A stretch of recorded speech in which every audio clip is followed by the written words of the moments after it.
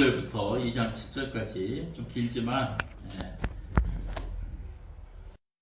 들으시면서 봉독하도록 하겠습니다. 교독하시겠습니다.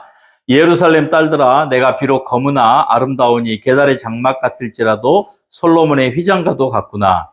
내가 햇볕을 쬐어서 어묵을 할지라도 흘겨보지 말 것은 내 어머니와 아들들이 나에게 노하여 포도원 지기로 삼았음이라. 나의 포도원을 내가 지키지 못하였구나. 내 마음으로 사랑하는 자야, 내가 양치는 곳과 정오에 쉬게 하는 곳을 내게 말하라. 내가 내 친구의 양떼 곁에서 어찌 얼굴을 가린 자같이 되랴. 너희 중에 어여쁜 자야, 내가 알지 못하겠거든. 양떼의 발자취를 따라 목자들의 장막 옆에서 너의 염소 새끼를 먹일지니라. 내 사랑아, 내가 너를 바로의 병거의 준마에 비하였구나. 내 두 뺨은 다른 머리털로 내 목은 구슬을 메워 아름답구나. 우리가 너를 위하여 금사슬에 은을 박아 만들리라. 왕이 침상에 앉아있을 때 나도 배움이 함께를 원했구나. 나의 사랑하는 자는 내 품 가운데 모략 향주머니요. 나의 사랑하는 자는 내게 일들이 포도원의 모별과 승로구나. 내 사랑아, 너는 어여쁘고 어여쁘다. 내 눈이 비둘기 같구나. 나의 사랑하는 자야, 너는 어여쁘고 하찮아다. 우리의 침상이 묻고 우리 집은 백향목, 들보, 잣나무 석가래로구나. 나는 창을 숙성하여 골짜기에 백합화로다. 여자들 중에 내 사랑은 가시나무 가운데 백합화 같도다. 남자들 중에 나의 사랑하는 자는 숲을 가운데 사과나무 같구나. 내가 그 그늘에 앉아서 심히 기뻐하였고 그 열매는 내 입에 하나도다. 그가 나를 인도하여 잔치집에 들어갔으니 그 사랑은 내 위에 깃발이로구나. 너희는 겉포도로 내 입을 덮고 사과를 너를 시원하게 하라. 내가 사랑함으로 병이 생겼습니다. 그가 왼팔로 내 머리를 고이고 오른팔로 나를 안는구나. 예루살렘 딸들아, 내가 너로와 들사슴을 두고 너희에게 부탁한다. 내 사랑이 뭐하기 전에는 흔들지 말고 깨우지 말지니라. 아멘. 우리 아가서 두 번째 시간입니다. 아가서는 욥기, 시편, 잠언, 전도, 아가서, 즉 이 시가서로 이어지는 마지막 책입니다. 그래서 우리 지난주에 그 전체적인 성경의 흐름, 우리에게는 성경이 66권이지만 하나님께는 한 권 속에 아가서가 위치한다고 그랬죠. 아가서에는 하나님이라는 단어가 나오지 않지만 요한복음 5장 39절에서 예수님께서 너희가 성경에서 영생을 얻는 줄 알고 성경을 상고하거니와 이 성경은 나에 대한 것이다. 즉 예수님에 관한 말씀이다라는 것을 알 수가 있었습니다. 그래서 욥기의 내용이 뭐라고 그랬습니까? 의인이 하나님의 말씀대로 살아가게 될 때에 이 세상 가운데 욥의 고난을 피할 수가 없다라는 것이에요. 그때에 150편의 그 시편처럼 자기 삶 속에 삶의 역경이 있고 고난과 문제와 때로는 조롱과 비난이 있죠. 그럴 때에 이 모든 것들을 찬양과 기도로 승화시킬 수 있어야 된다는 것입니다. 그리고 잠언은 지혜서인데 세 가지 관계를 다룬다고 그랬습니다. 하나님과 나와의 관계, 나와 이웃과의 관계, 나와 대물 관계, 이런 것들을 잘 다루는 사람이 지혜로운 사람이다라는 것입니다. 그리고 전도서에서 말한 인생은 솔로몬이 살아봤더니 인생은 헛되더라. 주 안에서 하지 않는 모든 것들은 결국은 미친 짓이더라. 그래서 인생의 진정한 목적과 방향, 다른 말로 하면 부르심과 사명, 이런 것들을 깨달아서 여호와를 경외하면서 주 안에서 살아야 한다라는 것을 전도서는 말하고 있습니다. 그래서 마지막 아가서에서 인생이 어떻게 하나님과 관계해야 되고 하나님을 사랑하고 또 이웃을 사랑하는 삶을 살 것인지를 우리 마음 가운데 잘 정돈하고 있어야 됩니다. 그런 사람이 진짜 지혜로운 사람인 것이죠.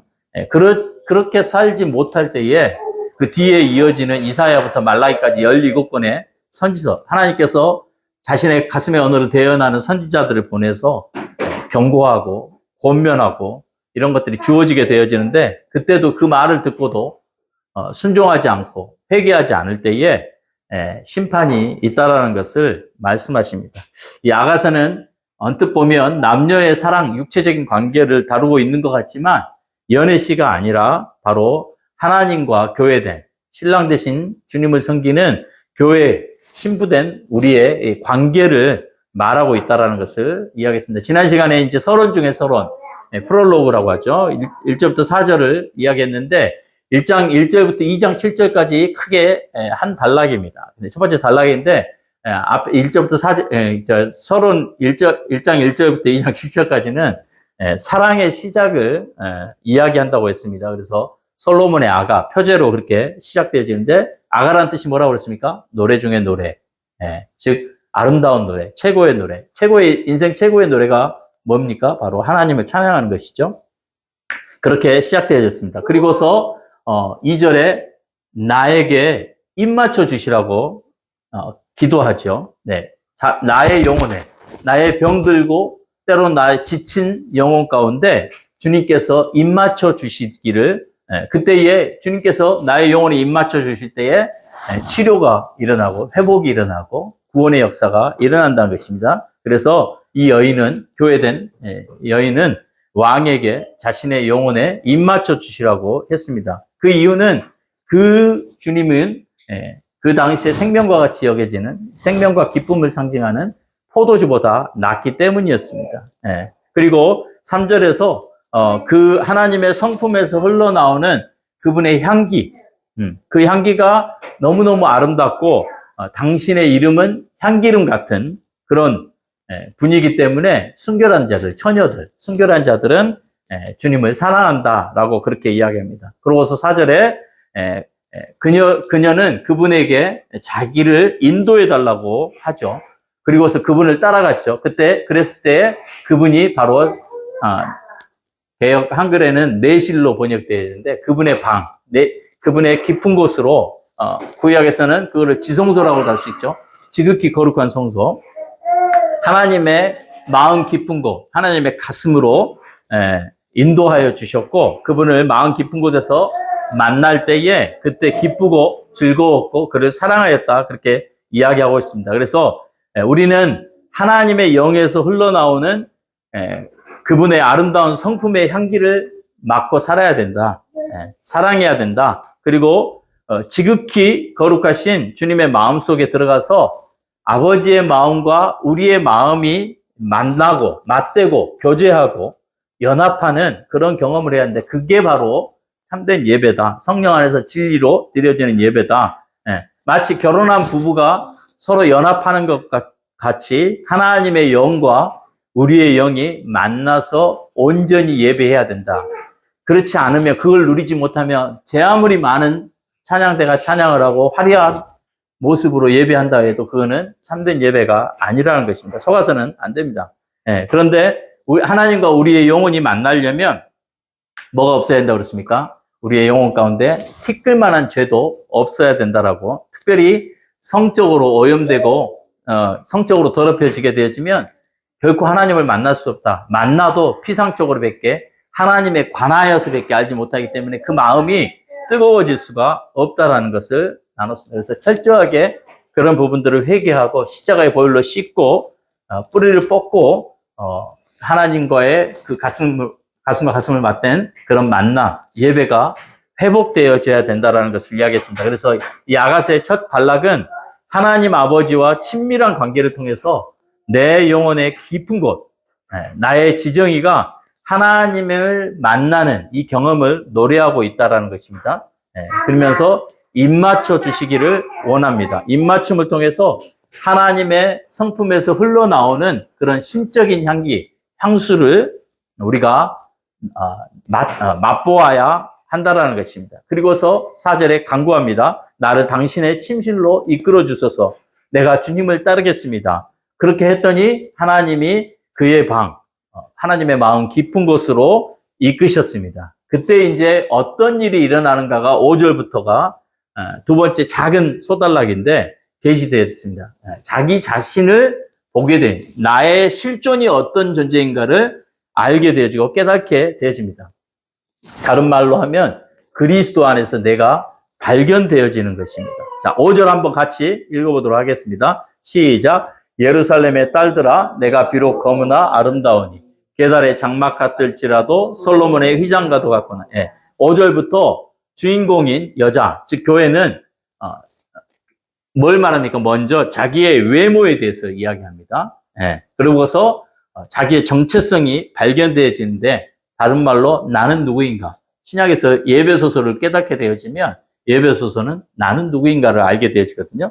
예. 하나님을 만나고 그의 마음 깊은 곳에 들어가서 주님과 연합하는 순간 뭐를 알게 되었냐면, 엄마 뱃속에서부터 어린 시절 아동기, 유아기, 청소년기, 청년기까지 온전히 자신의 내면이 말씀의 빛 가운데 드러나게 된다는 것입니다. 주의 말씀은 빛이라고 있습니다. 그 빛 안에서 우리 안에 있는 모든 어두운 것들이 드러나게 되어집니다. 이 여자도 왕의 내실, 지성소 깊은 곳에, 하나님의 마음 깊은 곳에 들어가 주님을 만나는 순간 자기 자신을 보게 된 것입니다. 뭐라고 고백합니까? 비록 내가 검으나 아름다우니. 검다라는 것은 하나의 은유, 상징입니다. 메타포입니다. 죄로 인해 마치 상하고 어두워진 것과 같은 자기의 모습. 세상에서 살아가면서 여기 치이고 저기 치이면서 손상 입은 자기의 외적 자아를 상징하고 있습니다. 이처럼 내 외면은 검다라는 것입니다. 그러나 나의 내면, 그리스도의 피로 씻겨진 내 내면은 너무나 아름답다라는 것을 여자가 알게 된 것입니다. 비록 살아오는 동안에 성장 과정 가운데 가정에 문제가 있었어요.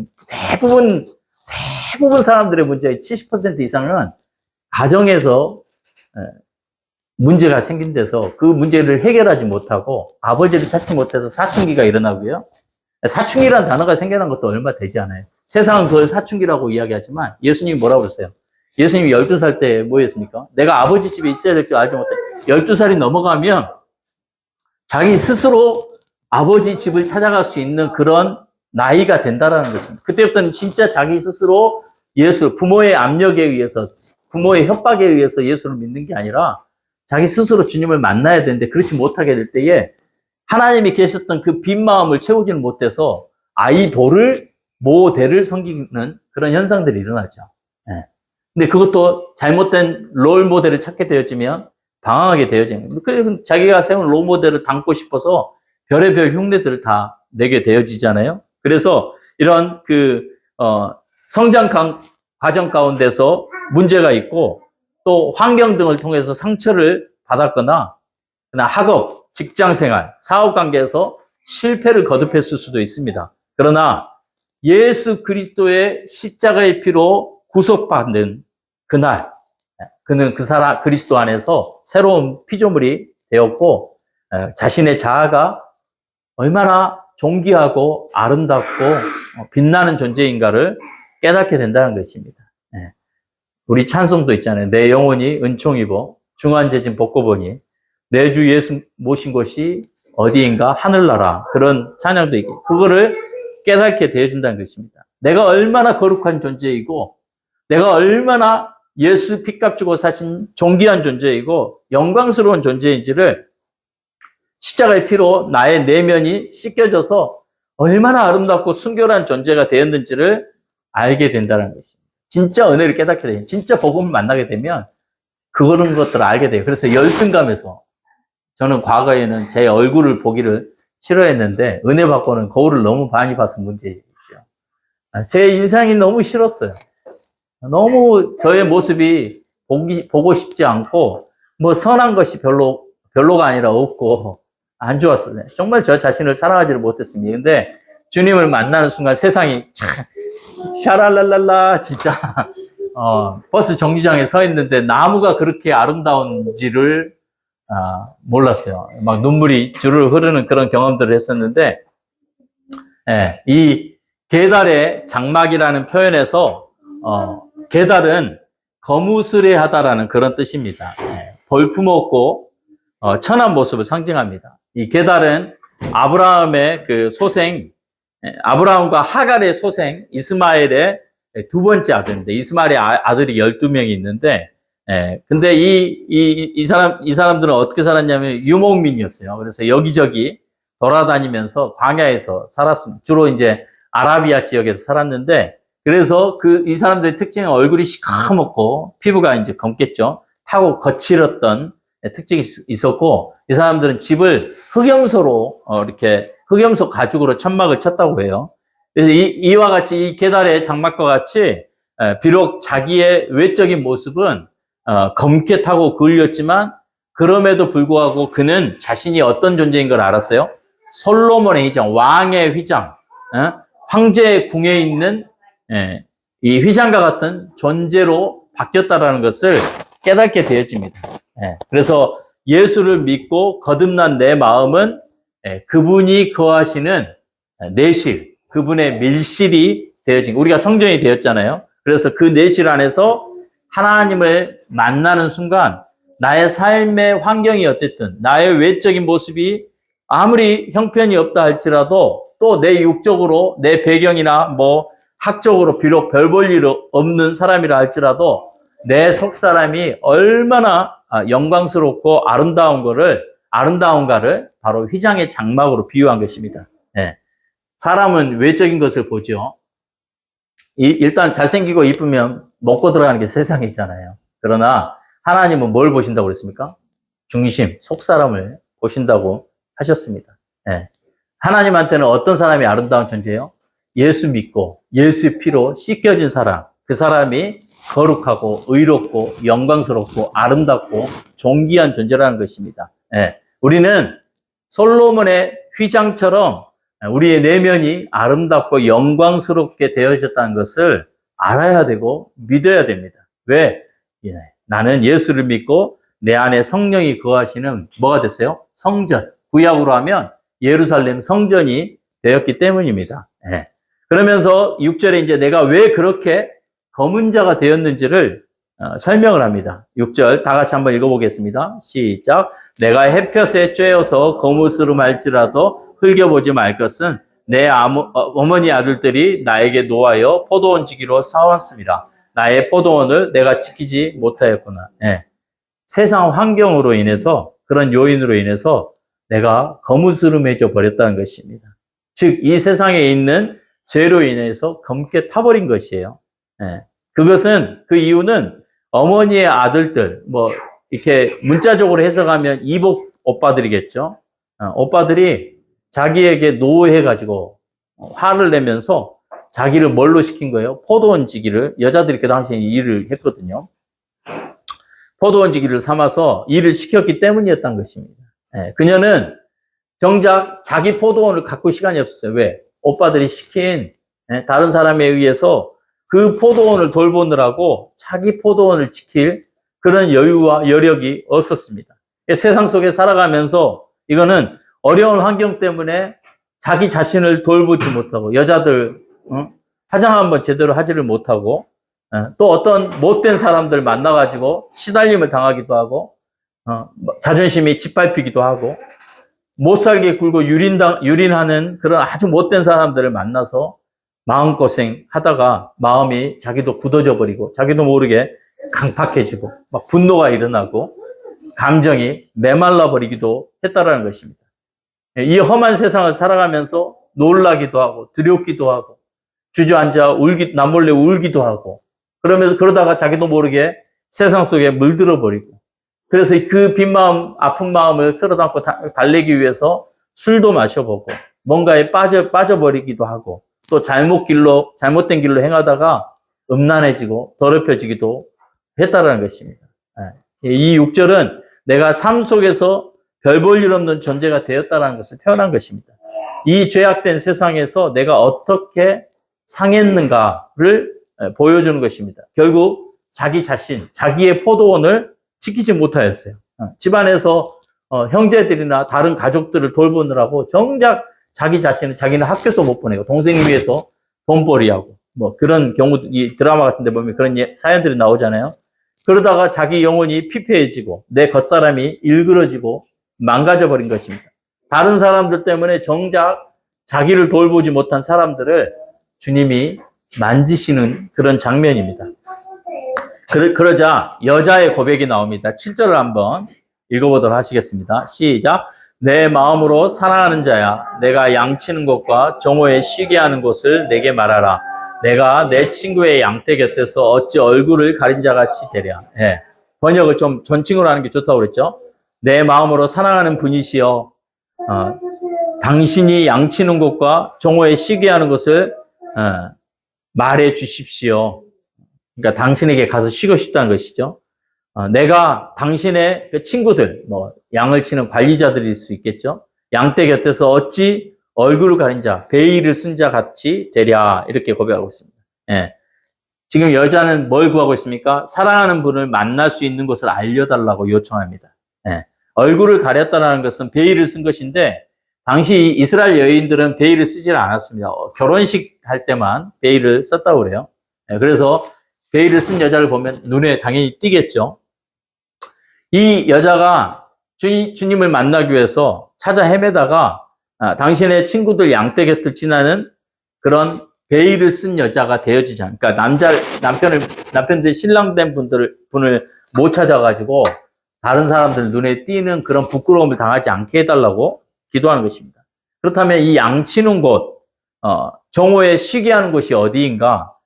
바로 쉴만한, 시편 23편의 쉴만한 물가와 푸른 초장과 같은 것이죠. 여호와는 나의 목자시니 내게 부족함이 없으리로다. 그가 나를 푸른 초장과 쉴만한 물가로 인도하시고 의의 길로 인도하시는도다 라고 했잖아요. 주님, 저는 당신의 날개 그늘 아래서 안식과 기쁨을 얻고 싶습니다. 그러니 당신이 계신 곳을 내게 알려주시옵소서. 그래서 내 영혼을 소성시켜 주시고 저를 의의 길로 인도하여 주시옵소서. 바로 이런 고백인 것입니다. 찬송도 있잖아요. 주 날개 및 평안하다. 그 사랑 끊을 줄 아니뇨. 주 날개 및 내 쉬는 영혼 영원히 거기서 살리라 라는 그런 찬송도 있는 것처럼 이 여인의 마음속에 자신이 꼴을 먹고 쉬어야 한다는 것을 느낀 것이에요. 영적인 안식과 양식과 안식을 누려야 한다는 것을 알게 된 것입니다. 다른 일에 신경 쓰다가 내 속사람을 세우지 못한 자신의 마음을 고백하고 있는 것입니다. 그래서 내 영혼이 먹을 것이 필요하고 휴식이 필요하다는 것을 알게 됐습니다. 이때는 쉬어야 돼요. 쉼을 얻어야 돼요. 막 정신없이 달리고 주의 일을 하다가 내 영혼이 메마를 먹은 것을 발견할 때가 있잖아요. 정작 다른 사람들 영혼을 돌보다가 내 영혼이 쉬지 못했다는 것을 깨달을 때가 있어요. 그때에 주님을 찾아가서 그분의 날개 아래 거해야 된다는 것이에요. 영혼의 안식을 얻고 다시 나가야지 그러다가 번아웃 돼버린다는 것입니다. 그래서 지금 주님께 구하고 있어요. 하나님, 내 영혼이 쉴 곳을 알려주세요. 하나님, 제가 함께하고 따를 수 있는 그런 양들을 만나게 해주시옵소서. 아버지, 당신의 영광의 광채를 내게 비춰주시옵소서. 그렇게 기도하는 것입니다. 그때에 이제 이 8절은 이 아가서가 누가 이야기하는가 찾는 게 참 이게 어려운 건데, 이 8절은 처녀들의, 이게 지금 오페라나 뮤지컬 같은 거라고 그랬잖아요. 코러스가 나오는 장면입니다. 8절 한번 읽어보도록 하겠습니다. 시작. 여인 중에 어여쁜 자야, 내가 알지 못하겠거든. 양떼의 발자취를 따라 목자들의 장막 곁에서 너의 염소 새끼를 먹일지니라. 문학적으로 이렇게 코러스가 뒤에서 부르는 노래 같은 부분인데, 이건 뭐냐면 옆에서 여인에게 공고해주는 장면입니다. 당신의 영혼이 영적 꼴을 먹고 영적 안식을 누릴 수 있는 것을 찾고 싶다면 뭐 해야 된다? 양떼의 발자취를 따라가라. 그렇게 고면합니다. 양떼의 발자취가 뭐냐? 선한 믿음을 가진 주의 양들이 있는 곳입니다. 그 주인을 따라가는 즉 우리 주위에 신앙의 귀감이 있는 자들 또는 순교자들, 믿음의 사람들, 하나님을 경외하는 사람들 등입니다. 그들의 발자취를 따라가라는 것입니다. 그러다 보면 그분을 만날 수 있을 거라는 것입니다. 그러면 여러분의 영혼이 영적 양식과 쉼을 누리게 될 것입니다. 라고 하는 고백입니다. 그래서 이 양떼의 발자취를 따라가면 그 길을 발견할 수 있다고 말합니다. 그들이 어떻게 신앙생활을 하고 그들이 어떻게 기도생활을 하며 그래서 어떻게 영의 세계를 열고 어떻게 하나님을 만나며 어떻게 하나님과 교제하고 교류하고 믿음의 공동체와 코이노니아하고 연합하면서 하나님으로부터 들려오는 그 음성을 듣는 법을 알게 되어지고 어떻게 성령으로부터 가르침을 받는가를 아는 그런 양들을 따라가야 된다는 것이에요. 예. 주님의 제자들은 주님과 3년 반을 같이 동고동락하고 먹고 마시면서 그분의 표정, 말하실 때나 말하지 않을 때나 어떤 문제를 만났을 때 그분의 눈빛과 표정 이런 것들을 다 보고 배웠어요. 예. 그러면서 뭐가 되는 거예요? 주님을 닮아가는 거예요. 우리 초등학교 때 큰바위 얼굴이라는 책 기억나시나요? 효진이도 배웠나? 닮아가는 거예요. 뭘 계속, 그래서 부부들은 다 닮아가잖아요? 안 닮고 싶으시면 좀 곤란한데, 부부들이 닮아갑니다. 바울의 선교팀들도, 바울이 보통 헌신된 사람입니까? 복음 아니면 생명, 죽음, 이런 스타일이잖아요.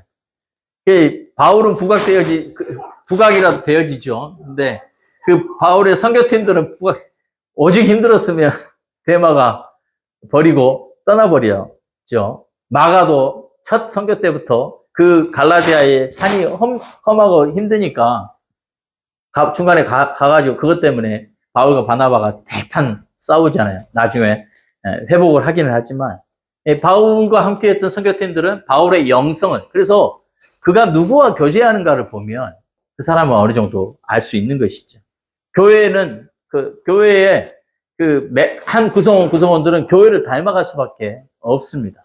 예, 그래서 이 믿음의 사람들과 함께하고 그들을 따라가다 보면 그들이 섬기는, 그들이 경외하는, 그들이 존경하는, 사랑하는 그분을 만나게 될 것이라는 것입니다. 예, 주님을 섬기는 법을 또 배우게 된다는 것입니다. 예, 이제 9절부터 12절까지 하나님이 등장하십니다. 예, 9절 보시면 9절 같이 한번 읽겠습니다. 시작. 내 사랑아, 내가 너를 바로의 병거의 준마에 비하였구나. 내 사랑아, 이런 고백은 이제 고대의 그 시 속에서도 고대의 남자들이 여자에게 사용했던 표현이라고 합니다. 뭐라고 합니까? 내 사랑아, 너는 바로의 준마와 같은 자다. 첫째는 하나님께서 그리스도인 교회에게, 나에게 우리를 부르실 때에 뭐라고 부르신다는 것입니까? 내 사랑아 라고 부르신다는 것입니다. 그 음성을 우리가 들을 줄 알아야 한다는 것입니다. 너는 내 사랑하는 아들이고 내 딸이며 아들과 딸아 내가 너를 기뻐한단다. 예수 피로 씻겨진 너는 하나님이 사랑하시는 내 아들이고 내 딸이란다. 이런 음성을 우리가 들을 수 있어야 한다는 것입니다. 그리고 하나님께서 우리를 바로의 군대 마차, 최고의 마차죠. 그 마차를 모는 모든 준마로 비유하셨습니다. 이집트는 말로 유명했다고 그래요. 그런데 말도 많고 말이 또 유명한데 그 말들 중에서 이 마차를 끄는 말이 가장 준마 중에 준마였다고 합니다. 그래서 욥기 39장에 보면 제가 빨리 읽어드릴게요. 말에 대한 묘사가 나옵니다. 말의 힘을 내가 주었느냐? 그 목에 흩날리는 갈기를 내가 입혔느냐? 네가 그것으로 메뚜기처럼 뛰게 하였느냐? 그 위험스러운 콧소리가 두려우니라.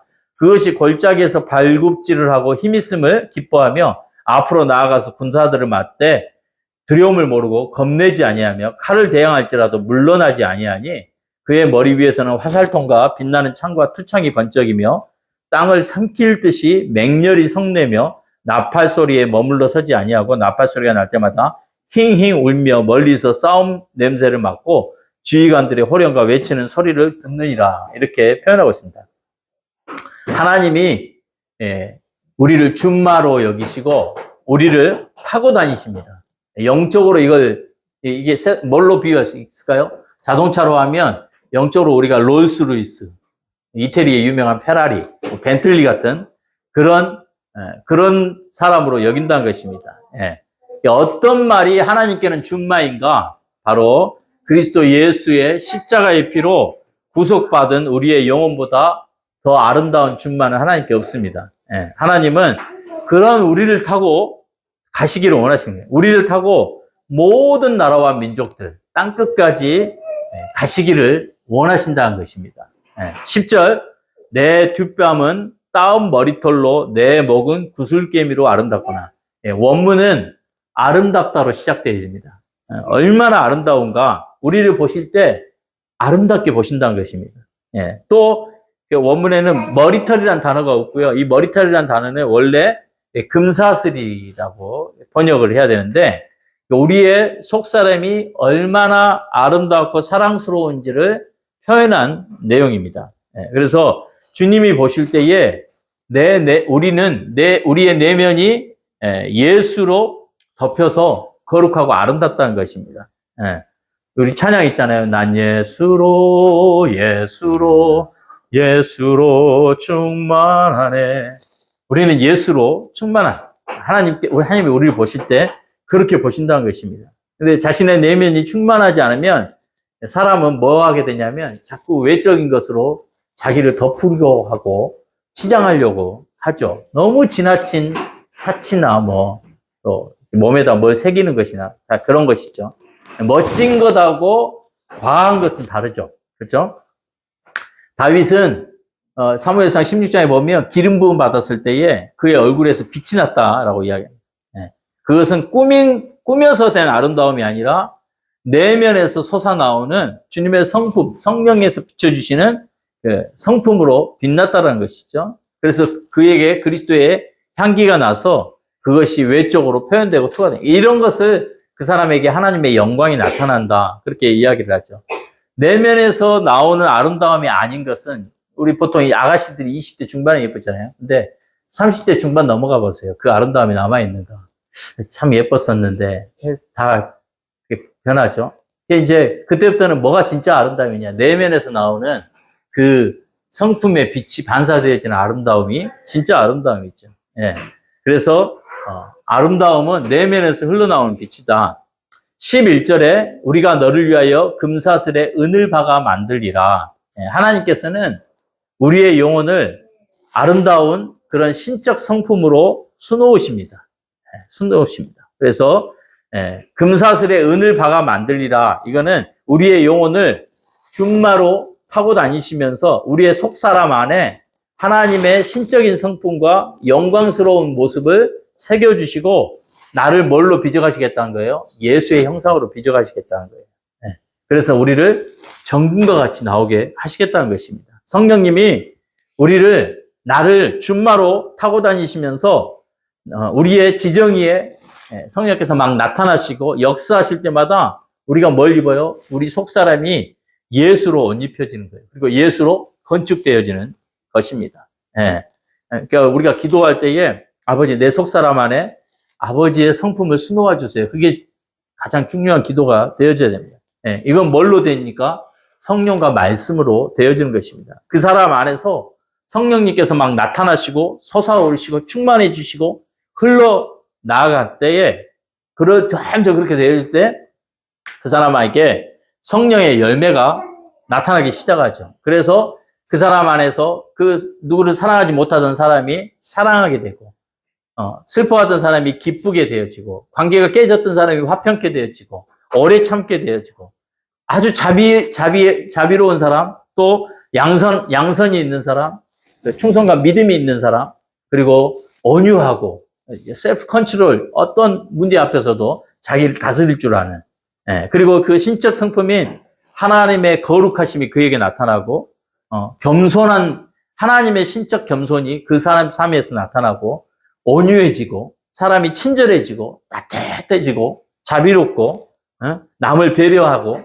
남을 돌보는 그런 마음이 우리 안에서 솟아나고 수놓아지도록 우리 속에 배어들도록 왕의 지성소에 들어간 사람들에게는 자기 자신이 어떠한 존재인가를 인식하는 사람들에게 하나님께서 그렇게 역사해 주신다는 것입니다. 그래서 아버지 하나님을 만날 때, 인격적으로 주님을 만날 때, 그분과 얼굴과 얼굴을 맞대고 교제할 때에 이런 역사가 일어나는 것이에요. 그래서 이 영광의 성품이 빛나도록 우리에게 금사슬과 은을 박아 넣어 주신다는 거예요. 그걸 우리가 구해야 된다는 것입니다. 그래서 앞에 그 말씀과 연결해서 보면 양떼를 먹이는 하나님의 영적인 양식과 하나님의 영 안에서 자신의 영혼이 깊은 안식을 갈망하는 그런 사람들에게 이런 것들이 임한다는 것이에요. 잠잠하게 인내하면서 참고 주를 기다릴 때에 그의 생각과 감정과 의지 속에 금사슬과 은을 박아 넣은 것처럼 하나님을 갈망하는 사람들에게 이런 하나님의 신적인 성품들이 배어들고 수놓아져서 그 사람이 변화가 일어나게 되어져 있다는 것을. 그거는 다른 방법이 없어요. 하나님은 당신을 말씀으로 계시하시잖아요. 그 말씀을 내 생각의 주인으로 모시고 내 감정의 주인으로 모시고 그 말씀이 내 생각과 감정에 의해서 의지로 표현되어질 때에 그 사람이 예수 닮는 이런 신적인 존재가 되어진다는 것입니다. 그래서 이 아가서는 영원하신 하나님과 내가 하나 되어지는, 다른 말로 하면 영원한 세계와 자연 세계가 하나 되어지는 이런 비밀을 가르쳐 줍니다. 신부된 교회를 전투하는 신부로 죄악의 세력과 싸우게 하시고 우리 속사람을 통해서 성령님이 나타나시고 흘러가시는 그런 것들을 우리 하나님께서 기뻐하신다는 것입니다. 이제 여자의 반응이 나옵니다. 12절입니다. 같이 한번 읽어보도록 하겠습니다. 시작. 왕의 침상에 앉았을 때에 나의 나도 기름이 향기를 품어냈구나. 이 침상은 침대를 말하는 게 아니라 메사브라는 단어인데 식탁과 상을 의미합니다. 그래서 왕의 식탁에 앉았을 때, 다른 말로 하면 왕과 교제할 때를 나타내는 것입니다. 교제 가운데 있을 때에 나의 나도 기름, 나드 기름이라고도 하죠. 그 나드 기름이 향기를 내뿜는구나. 그래서 지금 왕이 식탁 교제에 이 여자를 초대한 것입니다. 그때에 왕과 교제할 동안에 여자에게서 뭐가 나는 거예요? 나드 기름의 향이 풍겼어요. 이 나도 기름은 히말라야 지역에서만 나는 거래요. 뭐 부탄과 네팔 산중에서 자라는 감송향 뿌리에서 뽑아낸 향유인데 쉽게 증발돼 굉장히 비쌌다고 합니다. 이제 뭐 수입이 하니까. 이게 성경에 복음서에 나오는데 요한복음 12장 3절에 마리아는 지극히 비싼 향유 곧 순전한 나드 한 근을 가져다가 예수의 발에 붓고 자기 머리털로 그의 발을 닦으니 향유 냄새가 집에 가득하였더라. 이 향유는 뭘 상징하냐면 헌신과 사랑을 상징합니다. 마리아가 예수님의 발에 부었던 향유입니다. 굉장히 비싸고 귀한, 이건 뭘 의미합니까? 그리스도의 향기를 상징합니다. 그래서 바울이 고린도 교인들에게 그랬잖아요. 너희는 그리스도의 향기다라고 말했잖아요. 우리가 하나님을 만날 때 내 성품이 하나님을 닮아가면서 뭐가 나옵니까? 영적인 향기가 난다라는 것입니다. 하나님께서 신적 성품을 우리의 지정인 속에 하나하나 수놓아 주실 때에 개인 예배와 또 기도와 개인의 묵상, 공동 예배 가운데 이런 것들을 수놓아 주신다는 것입니다. 설교 시간이나 묵상할 때, 기도나 찬양을 할 때에 이 하나님의 신적 성품이 우리 안에 수놓아지게 되어지면 우리한테서 뭐가 발견되는 거예요? 그리스도의 향기가 풍겨진다는 것입니다. 향수가 아니라 영적 향수가. 그래서 사람의 마음 속에 뭐가 일어나요? 예수의 성품이 배어들면 사람이 온유해지고 겸손해지는 거예요. 그리고 하나님처럼 거룩하고 진실하고 사람이 정직하고 또 충성되고 믿을만하고 신실하고 이런 것들이 그 사람의 향기입니다. 그래서 예수를 사랑하는 공동체는 주님을 닮아가요. 그 공동체는 또 비슷비슷해요. 다들 끼리끼리 모이잖아요. 그런 공동체가 되어져야 된다는 것입니다. 우리 공동체에서 뭐가 나와야 돼요? 그리스도의 향기가 나와야지. 밖에 나가면 맨날 싸움이나 하고 남 비난이나 하고 욕이나 하고, 이 사람을 만나면 내가 그러던 사람도 그렇게 안 되어지고 자꾸 하나님 생각이 나고 하나님이 어떤 분이신가를 알고 싶게 되어지고, 나도 저 사람처럼 변해야 되겠다는 그런 목표가 생기는 공동체가 되어져야 된다는 것입니다. 그걸 지금 주님께서 말씀하고 있습니다. 13절 읽겠습니다. 시작. 나의 사랑하는 자는 내 품 가운데 모략 향주머니. 이것도 나의 사랑하는 분은 나에게 내 품 가운데 모략 향주머니요. 이렇게 번역하는 게 좋습니다. 나의 사랑하는 분, 당신은 내 품 속에 모략 향주머니이십니다. 당시 유대인들은 모략 주머니를 가슴에 차고 다녔다고 그래요. 품 속에 있는 모략 향주머니.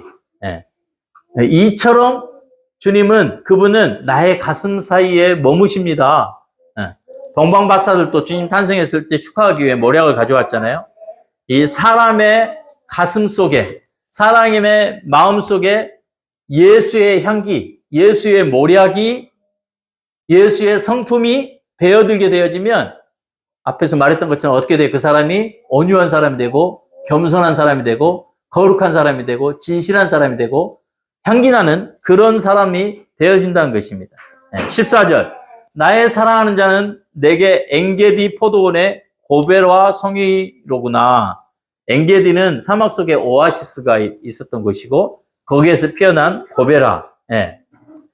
사실은 정확하게는 들꽃이라고 번역해야 된다고 그래요. 그런데 장미가 됐든 백합이 됐든 들꽃이나 고베라 같은 온 그런 온갖 꽃들의 향기는 아버지 하나님이 어떤 향기를 지닌 분이신가를 계시하고 있습니다. 로마서에 보면 존재하는 모든 만물 가운데 그분의 영원하신 능력과 신성이 되어 있다고 그러잖아요. 깃들어 있다고 그러잖아요. 예를 들자면 짐승 중에서 어떤 짐승이 충성심이 강해요? 저 초등학교 때 집에 가면 저를 반겨주는 놈이 있었어요. 누렁이. 발로 차도 깨갱 하고 갔다가 또 바로 또 급박아가지고 꼴랑지를 막 흔들며 그 놈 때문에 제 존재감이 높아졌던 걸 기억합니다.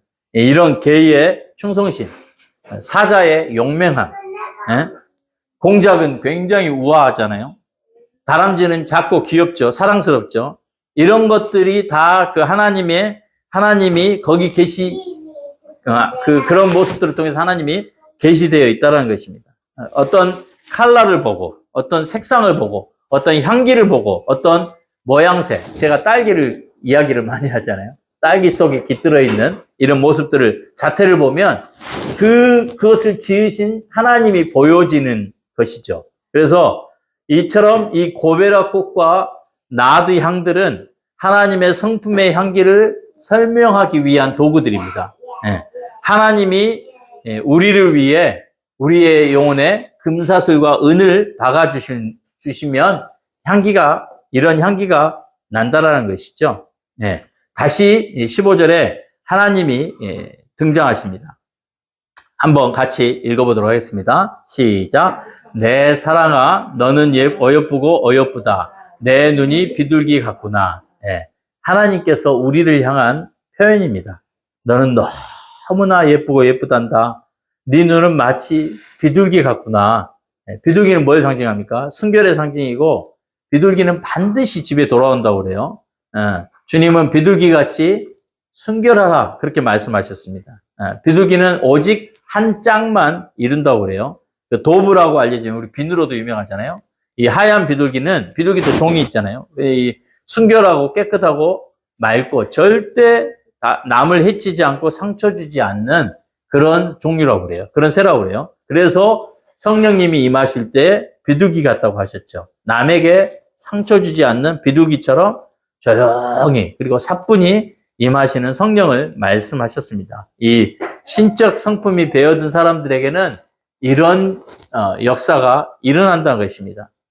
우리 갓난 아기들이 모네 같은 갓난 아기들이 깨끗이 목욕을 하고 뽀송뽀송하게 천진난만하게 사람을 이렇게 쳐다볼 때에 너무너무 예쁘잖아요. 아가들. 저는 요즘에 유튜브에서 그 아가들만 이렇게 보기도 하는데 그런 그 뽀송뽀송한 아가들이 천진난만한 눈으로 비둘기 같은 눈으로 이렇게 부모를 바라볼 때 부모에게 큰 기쁨과 행복을 주는 것처럼 죄로 얼룩지고 또 상처와 분노와 아픔과 찢겨진 그런 것들로 얼룩졌던 나의 영혼을 하나님이 보실 때에 그 예수의 십자가의 피로 깨끗하게 우리를 씻어 놓으셨기 때문에 그때 하나님이 뭐라고 하십니까?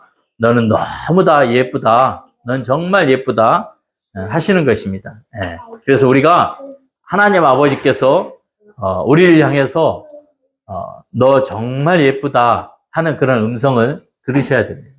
듣고 들으셔야 됩니다. 표정들이 다 다양하시네요.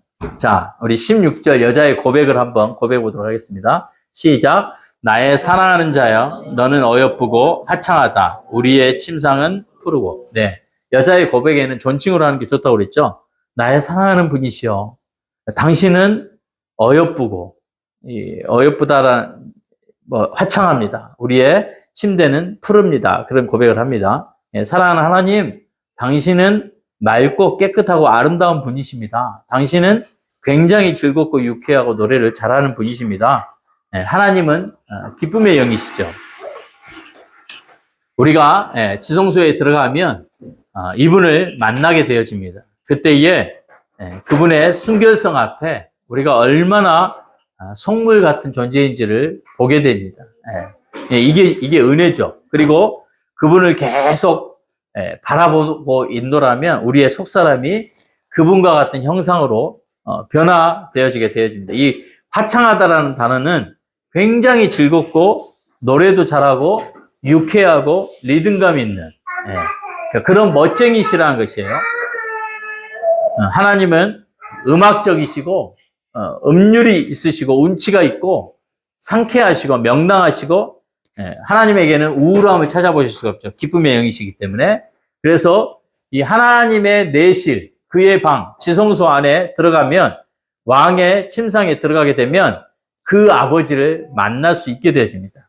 그래서 철저하게 기록된 말씀을 근거로 해서 아버지를 우리가 만나는 연습을 해야 됩니다. 그러다 보면 주님의 얼굴을 보게 되어집니다. 이 왕의 지성소, 왕의 밀실 안에 들어가게 되면 이런 일들이 경험되어진다는 것입니다. 그래서 구역장이 됐든 예배 인도자가 됐든 기도 인도자가 됐든 찬양 인도자가 됐든 모든 인도자들은 이 아가서의 왕의 밀실, 하나님의 지극히 거룩한 곳 가운데 아버지의 심장 가운데 들어가서 반드시 하나님 아버지를 만나는 경험을 해야 됩니다. 가슴과 가슴을 맞는 그 경험을 해야 됩니다. 그분을 맛보아 알아야 됩니다. 그때에 우리의 침상은 푸르다. 그분과 만나고 연합되어지는 그곳이, 그 장소가 푸르르다라는 것입니다. 신선하고 그곳은 시들지 않고 우리의 관계가 아주 푸른 상록수처럼 원기왕성하고 살아있고 생동감 있는 그런 곳이라는 의미입니다. 오늘은 17절까지만 보고 나머지는 이 장은 다음 주에 하겠습니다. 17절, 우리 집은 백향목 들보 잣나무 석가래로구나. 이 말이 무슨 말이냐면 내 영혼이 하나님 아버지와 함께 연합되어 있고 내가 그분의 심장 안에 거하고 지성소 안에 거하고 아버지가 성령으로 내 안에 계시다는 것을 내가 경험하는 순간 교회가 뭐라고 그랬습니까? 교회 세 가지 의미가 있다고 그랬죠. 첫째는 하나님의 집, 두 번째는 하나님을 기도하고 찬양하는 성전, 그 다음에 에클레시아, 하나님의 천국 본부라고 그랬죠. 나라는 집이, 우리 집이 어떻게 되어 있죠? 백향목으로 된 들보로 되어 있고, 들보는 이렇게 우리 재환이는 알 수 있어요. 이걸 집을 기와집이라고 그러죠. 기와집 내부에 가면 이렇게 줄줄줄줄 나무가 박혀 있고 이렇게 가로로 큰 기둥이 놓여져 있어요. 그 중심을 잡기 위해서. 이 큰 기둥을 들보라고 그러고 이렇게 점점점점점점점 박혀 있는 거를 석가래라고 하거든요. 그런데 이 백향목은 세 가지 특징이 있습니다. 향기가 좋고요. 그 다음에 벌레가 들지 않는다고 그래요. 그러면서 굉장히 강한 내구성을 가지고 있습니다. 그러니까 이 주님을 만나는 순간 우리의 내면의 집이 어떻게 되는 거예요? 내 내면에서 향기가 나고 쓸데없는 그런 죄의 벌레들이 존재하지 않고 그 다음에 내면이 강한 온유한 그런 집이 된다라는 것입니다. 이 잣나무 석가래는 구부러지지 않고 쭉쭉 뻗은 그 올곧은 나무를 의미합니다. 그래서 이런 것들이 이제 이 집을 받쳐주는데 이 하나님과 내 영혼이 연합할 때 내 내면의 집이 건축되어지는데 엄청나게 견고하고 멋있는 집이 된다라는 그런 고백입니다. 그 누구도 그 집을 침범할 수가 없고 비바람이 불어도 새지 않는 집이 되어집니다. 이거를 적용하면 그 어떤 더러운 것들, 마귀적인 생각이나 감정과 의지 이런 것들이 예전에는 막 뚫고 들어와 버리고 내 내면을 더럽히고 망가뜨렸지만 이제는 그렇게 주님과 연합하는 사람에게는 그런 것들이 뚫을 수가 없다라는 것입니다. 계시록 21장에 보면 하늘로부터 내려오는 예루살렘 성전이 계시되어져 있잖아요. 그때에 그 144규빗의 두께를 가지고 있는 그 성벽이 각종 보석들로 장식되어 있는데, 이 144규빗은 한 60에서 70m 두께에 이르는입니다. 그러니까 지금 현대의 무기로도 미사일로도 뚫을 수 없는 아주 강력한, 그 2000년 전에 칼과 화살로 그 벽을 뚫을 수 있겠어요? 절대로 뚫을 수가 없는 난공불락인 것이죠. 그런데 그 벽들이 그렇게 두꺼운데 여러 가지 보석, 하나님의 성품으로 수놓아져 있다라는 것입니다.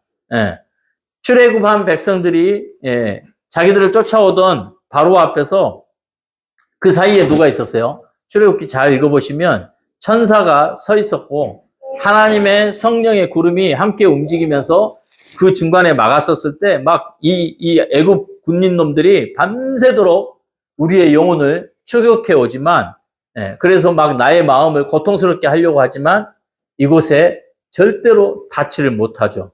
다 수장시켜 버리시죠. 그래서 악한 자들이 우리의 영혼을, 구원받은 우리 하나님과 연합한 영혼은 절대로 손도 대지 못하게 조치를 취해 놓으셨다는 것입니다. 세상에 있는 어떤 이보다 더 큰 분이 내 안에 계시다는 것입니다. 그분이 내 안에 나를 지키고 계신다는 것입니다. 악한 자가 우리를 만지지도 못하고 우리의 감정을 손대지 못합니다. 우리의 의지를 방약하게 하지는 못합니다. 왜? 그 외쪽으로 70m도 더 두꺼운 벽, 보석으로 된 벽으로 되어져 있기 때문입니다. 이 보석은 하나님의 성품을 의미하는 것입니다. 그래서 예전에는 막 성질도 잘 내고 남을 미워하면 용서하는 마음을 갖지 못했던 사람이 풀어버리고 용서하고 용납하고 그 사람을 위해서 기도하는 그런 사람이 되어진다는 것입니다. 이렇게 해주셨는데 이 사람의 내면이 막 쉽게 뚫려버리고 내면이 왔다 갔다 하는 그런 사람이 돼서는 안 된다는 것입니다. 그래서 우리가 예배를 드릴 때 이런 말씀들을 가지고 예배를 드려야 되고, 아버지, 우리 집은 아무리 강풍이, 내 집은 아무리 강풍이 불어도 흔들리지 않는 견고한 집입니다. 견고한 성입니다. 그렇게 고백할 수 있으니 어떤 사람이요? 왕의 지성소로 들어간 사람. 그래서 아버지와 연합하고 아버지와의 깊은 만남이 있는 사람. 그것을 표현하고 있습니다. 나머지는 2장 7절까지는 나중에, 5절까지는 나중에 나누도록 하겠습니다. 기도하시겠습니다. 하나님 아버지, 우리의 영혼에 입맞춰 주시고 당신의 향내음을 맡아 우리에게 그리스도의 향기가 나게 하여 주시옵소서. 죄에 물들어 살던 저희를 그리스도의 피로 거룩하고 아름다운 존재가 되게 하신 그 은혜를 따라 그리스도인답게 살아가되 그리스도의 형상, 신적 성품들이 우리 안에 나타나고 하나님의 영광을 반사하는 저희들 되게 하여 주시옵소서. 하나님과의 깊은 인격적인 만남을 통해 우리 안에 하나님의 자녀로서의 모습과 또 안식과 평안과 기쁨을 누리고 하나님의 준마가 되어져서 온 세상을 주님과 함께 누리는 그런 자들 되게 해 주시옵소서. 하나님을 사랑하는 그런 교회 되게 해 주시옵소서. 우리 주 예수 그리스도의 이름으로 기도합니다. 아멘.